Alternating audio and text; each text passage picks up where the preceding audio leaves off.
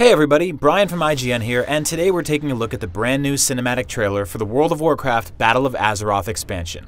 First thing we see here is the Undercity, which was previously the capital city of Lordaeron in Warcraft 3 and previous games in the series. It fell to the undead during the events of Warcraft 3 after Arthas murdered his father, the king. It's been under Horde occupation ever since and acts as the main city for the undead race. Here we see a ton of Horde banners along the walls. At 32 seconds, we get our first shot of Sylvanas Windrunner. Ever since Vol'jin was killed in the opening mission for the Legion expansion, she's been the war chief of the Horde. These are the Alliance footmen in some modified armor. Footmen have been very recognizable units in all the previous Warcraft titles. They act as foot soldiers for the Alliance, but also as guards in some of the major cities and towns. In this trailer, their armor looks slightly modified and more rigid than the previous rounded out shoulder pads. The wall we see here is the same one Sylvanas and all of the other archers were standing on top of in previous scenes. It seems like the Alliance is making a push to try and retake the capital city of what once was Lordaeron. Here we see the sword of Charlemagne, which was previously owned by Varian Wrynn. Varian was the king of Stormwind until he was killed by Gul'dan in the opening mission of Legion.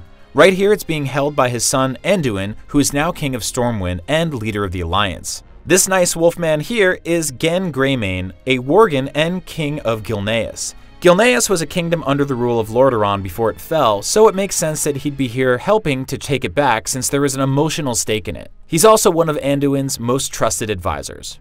Here we see Anduin in his brand new set of armor, which is lion themed. At 107, we get more Alliance footmen and some dwarven gunmen, which were prominent ranged units in Warcraft 3. To the right, we see a ballista, a classic and recognizable Warcraft unit. It's basically a catapult that launches giant arrows. In the back are some kind of siege machines that we've never really seen before in previous games or expansions. Jumping ahead, this is Varrock Saurfang, leader of the Orc in Orgrimmar after the absence of Thrall. He's a veteran of all three Great Wars and has been a chief military leader over the course of WoW's history.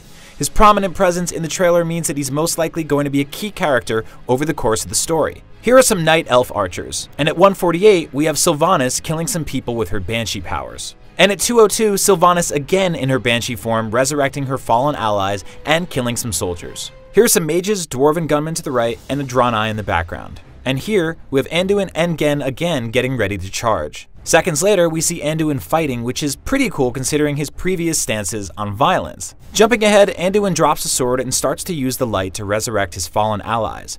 Before he was crowned king, he was a priest in training, strove for peace, and opposed conflict.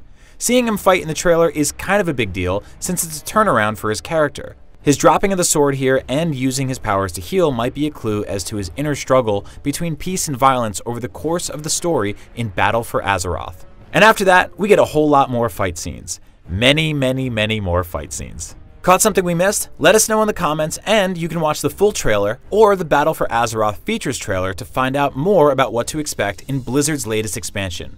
For more news, tips, and videos on your favorite games and entertainment, keep it right here on IGN.